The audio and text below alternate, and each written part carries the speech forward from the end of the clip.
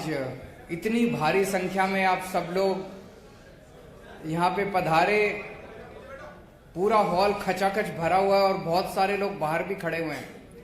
आप सब लोगों का तहे दिल से बहुत बहुत शुक्रिया, बहुत बहुत आभार।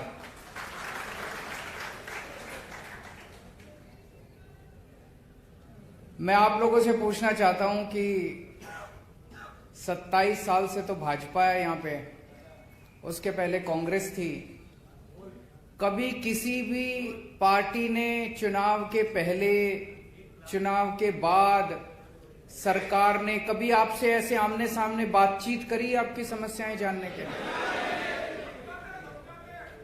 धमकाते हैं बस, कभी आज तक बातचीत नहीं करी। ये पहली बार हो रहा है। पिछले 6 महीने से मैं गुजरात आ रहा हूं।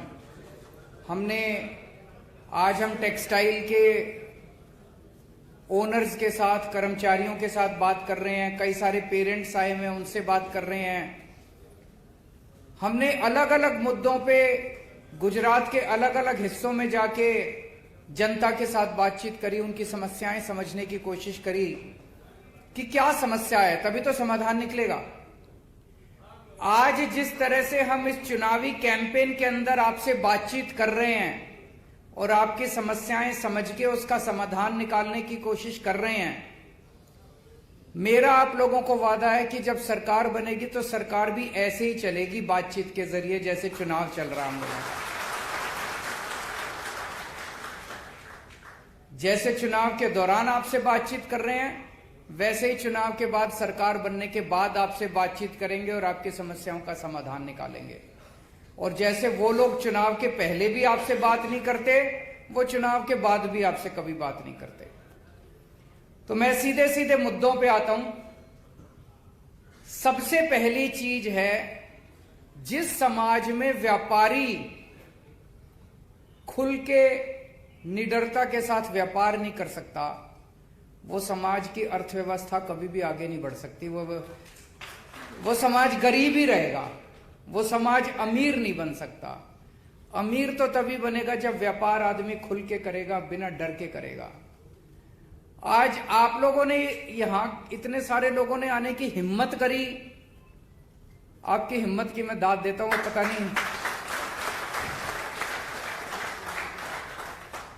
पता नहीं कितने आप में से कितने लोगों के नोटिस वोटिस आ जाएं, रेड वेड हो जाए, है कि नहीं है? ऐसा डर का माहौल पैदा कर रखा है इन्होंने, ऐसा डर का माहौल पैदा कर रखा है। मैं एक छोटा सा उदाहरण देता हूं। कल हमारा एक कार्यकर्ता नीचे सड़क के ऊपर रेडी पे कुछ खाने के लिए गया, उसको भूख लगी थी। तो रेडी पे खाते खाते उसने पूछा, किसको वोट दोगे भैया? बोले भाजपा। फिर बैठ गया वो, वहां पे स्टूल पड़ा था, स्टूल पे बैठ के खाने लगा, बातचीत होने लगी। थोड़ी देर बाद रेडी वाला कहता है कि सर हमारी पूरी गली झाड़ू को वोट दे रही है, मैं भी झाड़ू को वोट दे रहा हूं। सो उसने पूछा, भाई भाजपा क्यों बोला? बोला सर आप शक्ल से भाजपा वाले लग रहे थे, मैंने सोचा मारोगे मेरे को। बताओ, एक आम आदमी गुजरात के अंदर ये नहीं बता सकता कि मैं इसको वोट दे रहा हूं कि उसको वोट दे रहा हूं। क्या डर का माहौल है गुजरात के अंदर। गलत तो नहीं कह रहा जी? मैं तो अब ये कह रहा हूं कि सड़क पे ये जो सर्वे करने वाली कंपनियां आ रही हैं पूछने लोगों से, जितने भाजपा बोल रहे हैं वो वोट झाड़ू को देने वाले हैं। और देख लेना, कुछ चमत्कार ही होने वाला है इस बार, परिवर्तन। तो सबसे पहले तो आपका डर खत्म करूंगा मैं। हमारी सरकार बनेगी, निडरता से काम करना, किसी से डरने की जरूरत ही नहीं है। किसी का कुछ छीन के खा रहे हैं क्या? अपना काम कर रहे हैं, 24 घंटे खून पसीना बहा रहे हैं, मेहनत कर रहे हैं। अभी मनोज केजरीवाल जी ने कहा 18 साल से इन्होंने अपने माँ बाप को नहीं देखा था, माँ बाप को छोड़ के और यहाँ पे काम करने आए। और उसके कितने लोग हैं जो अपना घर बार छोड़ के 24 घंटे मेहनत करते हैं कि 2 पैसे कमा जाए, और उसके बाद ये इतनी गुंडागर्दी करते हैं। इस गुंडागर्दी से सबसे पहले मुक्ति दिलाएंगे, आप खुल के काम करना।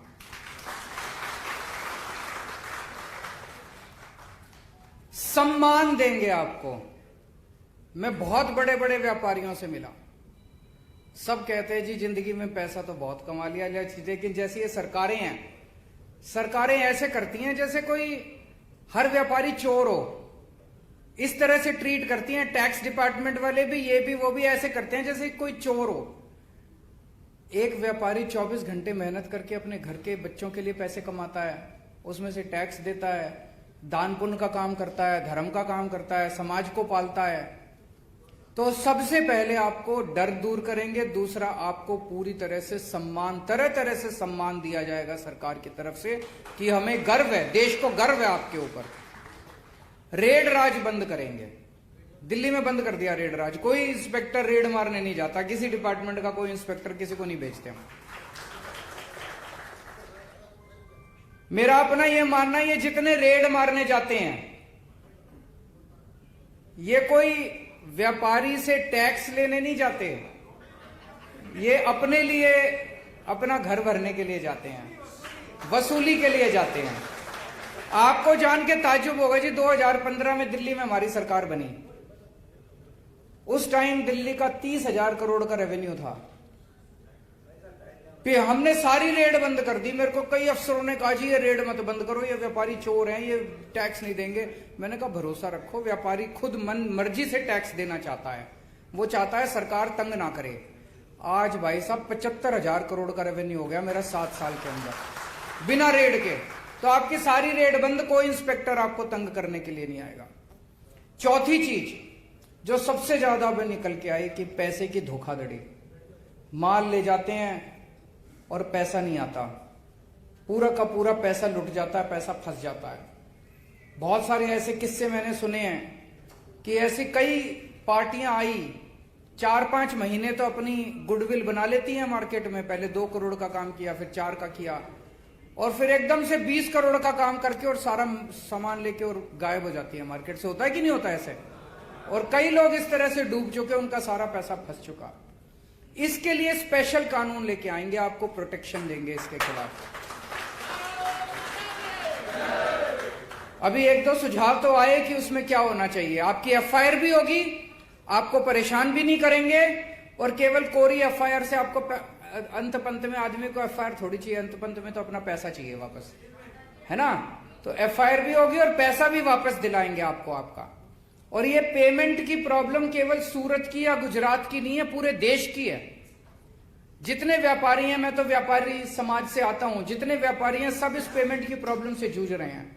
मैं समझता हूं गुजरात के लोगों के साथ मिलकर, सूरत के लोगों के साथ मिलकर एक नया ऐसा कानून लेके आएंगे जो शायद पूरे देश को एक दिशा दिखाएगा, पूरे देश के लिए इस समस्या का समाधान निकल सकता है। आज व्यापारी के सामने सबसे बड़ी समस्या पेमेंट की धोखाधड़ी की है। इसके लिए सख्त कानून बनाएंगे और आपकी पेमेंट आपको दिलाएंगे। 5वीं चीज, सूरत को गुजरात का नहीं पूरे देश का गारमेंट हब बनाएंगे। एक नया इंटीग्रेटेड टेक्सटाइल पार्क बनाया जाएगा जो पूरी तरह से एक्सपोर्ट ओरिएंटेड होगा। उसमें आपको तरह तरह की सुविधाएं दी जाएंगी। सुविधाएं सरकारी तौर पे इन द सेंस की, मान लो टैक्स ब्रेक्स हैं, टैक्स इंसेंटिव्स है, वो भी दिए जाएंगे, और सारी फैसिलिटीज भी बना के देंगे। अभी मेरे को पता चला मल्टी स्टोरीड बिल्डिंग्स में आप काम करते हैं, वहां ना पानी है ना सीवर है, बुरा हाल है आप लोगों का। इसको सारे को मॉडर्नाइज करेंगे, पूरी सारी समस्याओं का समाधान निकालेंगे। आपको पानी भी देंगे, सीवर भी देंगे, बत्ती भी देंगे, सस्ती बत्ती भी देंगे, सारी सुविधाएं दी जाएंगी ताकि हजारों बच्चों को रोजगार मिल सके, खूब प्रोडक्शन हो सके और देश को डॉलर के रूप में एक्सपोर्ट इनकम भी हो सके।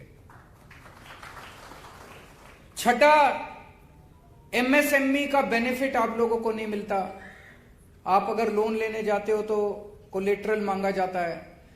तो एक तो सबको एमएसएमई का बेनिफिट भी दिलाएंगे, और अभी जो 25 लाख रुपए की लोन की लिमिट है उसको 1 करोड़ रुपए लोन की लिमिट किया जाएगा। 7वां, जीएसटी से बहुत सारी परेशानियां हैं। जीएसटी के रेट से परेशानी है, उसको हम केंद्र सरकार के साथ उठाएंगे। और जीएसटी को लागू करने में बहुत ज्यादा दिक्कतें हैं, उसको सिंगल विंडो बना के इसको, वो हमारे हाथ में है। जीएसटी के रेट तो केंद्र सरकार के हाथ में है, लेकिन जीएसटी का एडमिनिस्ट्रेशन जो है यहाँ पे लोकल लेवल पे, वो हमारे हाथ में है। उसको सिंप्लीफाई करेंगे ताकि आप लोगों को जीएसटी को लागू करने में किसी भी तरह की कोई दिक्कत है, परेशानी है, भ्रष्टाचार है, उसको खत्म किया जा सके। 8वीं बेसिक इंफ्रास्ट्रक्चर दिया जाएगा, जो अभी मैंने कहा आप लोगों का बिजली, पानी, सीवर, ये सारा इसका इंतजाम किया जाएगा। 9वां बिजली के रेट बहुत ज्यादा हैं, इसको बिजली के रेट आप लोगों के लिए सस्ते किए जाएंगे। और 10वां, दिल्ली में हमने नया एक्सपेरिमेंट किया, door step delivery of services. जितनी भी सरकार की सर्विस है, आपको ये जान के ताज्जुब होगा, दिल्ली में हमने कई सारे सरकारी महकमों में ताला लगा दिया है कि अब यहां आने की जरूरत नहीं है। हमने एक नंबर दे दिया 1076, ये दिल्ली से ही काम करता है, ये यहां से काम नहीं करेगा। आपको दिल्ली सरकार से कोई भी काम हो, आपको कोई लाइसेंस लेना है, आपको किसी भी तरह का काम है, आप 1076 पे फोन करो, वहां से आवाज आती है जी आपको क्या काम है, आप अपना काम बता दो। फिर वो कहता है जी आपको, आपका ये काम करने के लिए मैं आपके घर कितने बजे आऊं।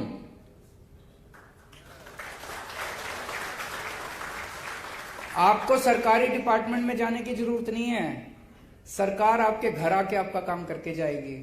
आप अगर कहते हो जी मैं तो लेट आता हूं दफ्तर से, रात को 10 बजे आना, रात को 10 बजे दिल्ली सरकार से एक अफसर आपके घर आके आपका काम करके जाता है। किसी दलाल के चक्कर काटने की जरूरत नहीं, किसी को रिश्वत देने की जरूरत नहीं, दफ्तर से छुट्टी लेने की जरूरत नहीं, सब कुछ ऑनलाइन है। और जो ऑनलाइन ना कर सके उसके door step delivery of services है। इसको गुजरात में भी लागू करेंगे। आपको किसी दफ्तर में जाने की जरूरत नहीं है, किसी को पैसे देने की जरूरत नहीं है, किसी दफ्तर के चक्कर काटने की जरूरत नहीं है। अपना काम करो, फलो फूलो, यही हम चाहते हैं। आप फलोगे तो देश तरक्की करेगा, और आप अपना धंधा छोड़ के सरकारी दफ्तरों के चक्कर काटोगे तो देश भी कैसे तरक्की करेगा। ये सरकारी दफ्तरों को भूल जाना, एक बार हमारी सरकार बनेगी, आप चिंता मत करना, सरकारी दफ्तरों को हम संभाल लेंगे, आप अपना धंधा संभालना।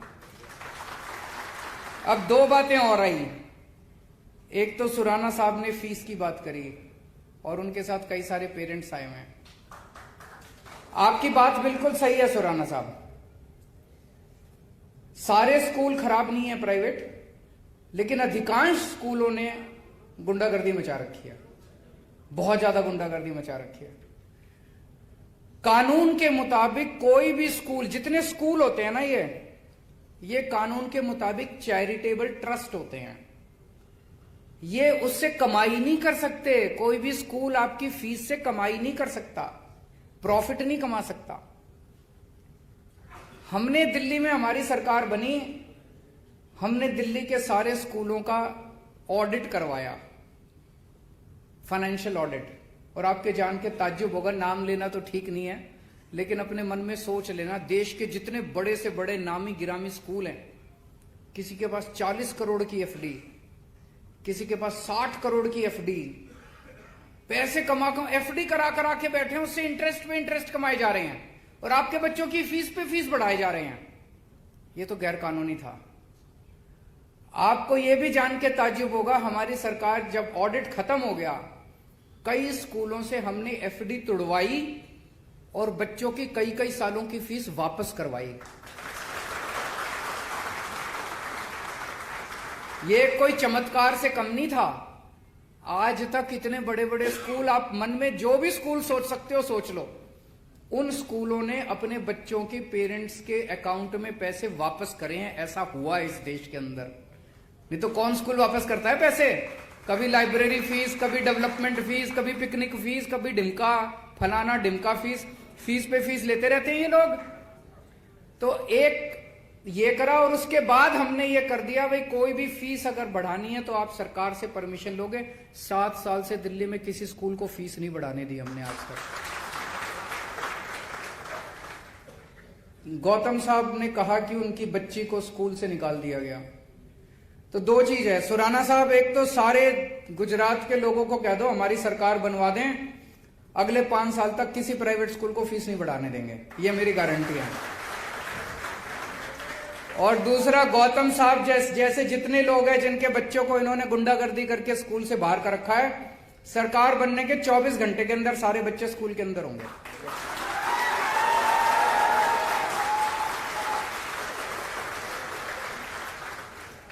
एक आपका नाम याद नहीं है, पीछे सरदार जी बैठे हैं, करण भाटिया साहब ने बहुत अच्छी बात उठाई। ये इस देश के युवा का दर्द है। इस देश के, आप तो किस्मत वाले हैं, आपके पिताजी के पास पैसे थे, आप 30-40 लाख रुपए देके कनाडा से पढ़ाए। लेकिन इस देश की अधिकांश युवा जो हैं वो बेबस हैं, लाचार हैं। उनके पिताजी के पास पैसे भी नहीं है, वो तो कनाडा भी नहीं जा सकते। लेकिन उनके भी सपनों को पर लगाने का काम सरकार का है, उनके भी सपने पूरे करने का काम हमारा है। दिल्ली के अंदर हमने एजुकेशन सिस्टम बहुत शानदार किया। ऐसा नहीं कि सब कुछ अचीव कर लिया, अभी बहुत कुछ अचीव करना बाकी है। लेकिन हमें ऐसी शिक्षा व्यवस्था इस देश के अंदर तैयार करनी है कि हमारे बच्चों को कनाडा, अमेरिका और वो अभी वो जो देश है जहां वॉर चल रहा है, यूक्रेन में बताओ, मेडिकल करने के लिए, मेडिकल की पढ़ाई करने के लिए यूक्रेन जा रहे हैं हमारे देश, हमारे बच्चे। हमारा देश कितना बड़ा देश है, कितना तरक्की कर चुका, और हमारे पास मेडिकल कॉलेजेस नहीं है। तो हम ऐसी शिक्षा व्यवस्था लेके आएंगे इस देश के अंदर, और दिल्ली के अंदर करके दिखा दिया। दिल्ली के अंदर सबके लिए एजुकेशन फ्री कर दी हमने, सब अमीर हो या गरीब हो, सबकी एजुकेशन फ्री है। और शानदार एजुकेशन कर दी, शानदार स्कूल बना दिए, सरकारी स्कूल शानदार बना दिए। बच्चे प्राइवेट स्कूलों से अपना नाम कटा कटा के सरकारी स्कूल में भर्ती हो रहे हैं। तो एजुकेशन सिस्टम अच्छा करना है, कॉलेजेस अच्छे बनाने हैं, अच्छे अच्छे शानदार कॉलेजेस बनाने हैं, और ऐसी व्यवस्था करनी है कि हमारे बच्चे कनाडा जाने के बजाय कनाडा के बच्चे अब इंडिया आने लगे पढ़ने के लिए। अपने बच्चों के लिए रोजगार का इंतजाम करना है। हो सकता है, बिल्कुल हो सकता है। दिल्ली के अंदर हम 11वीं क्लास से बच्चों को बिजनेस करना सिखाते हैं। हमने बच्चों के अंदर कूट कूट के भर दिया 8वीं 9वीं 10वीं 11वीं 12वीं में कि मैं बड़ा होकर नौकरी मांगने वाला नहीं बनूंगा, नौकरी देने वाला बनूंगा। तो वो बच्चे, उनको हम सारी चीजें, सारी पढ़ाई कराते हैं, उनको नए नए आइडियाज देते हैं कि कैसे मेरे को बिजनेस करना है। 9वीं 10वीं क्लास से उसको ये सोचने के लिए मजबूर करते हैं कि मैं बड़ा होकर क्या बिजनेस करूंगा। और अगर सारे बिजनेस करने लगेंगे तो एक एक बच्चा बड़ा होकर 3-3 4-4 लोगों को तो नौकरी देगा। तो हमें इस किस्म का माहौल तैयार करना है। लेकिन इस किस्म का माहौल तैयार करने के लिए पहले अपने जितने लोगों को हम चुनते हैं, आज मैं गोपाल इटालिया जी से बात कर रहा था, वो बता रहे थे भाई पहले मंत्री तो पढ़े लिखे हों तभी तो।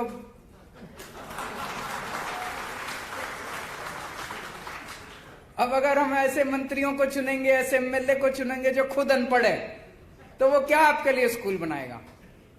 इनसे मैं बात कर रहा था, एक इनके पास लड़का आया गोपाल के पास, उसने आके इनका हाथ पकड़ लिया, कहता भैया आपको वोट दूंगा।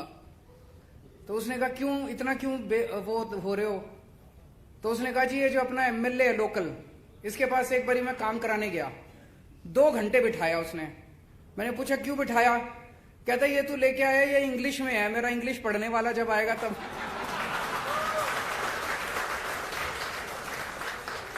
तो यार हम ये नहीं कह रहे इंग्लिश कोई बहुत अच्छी भाषा है या, लेकिन ऐसे लोगों को तो मंत्री को तो अंग्रेजी तो पढ़नी आनी चाहिए, हिंदी तो पढ़नी, चलो अंग्रेजी नहीं गुजराती तो पढ़ ले कम से कम, ऐसा तो हो कम से कम अपना मंत्री। पढ़े लिखों को वोट दो, ईमानदार लोगों को वोट दो।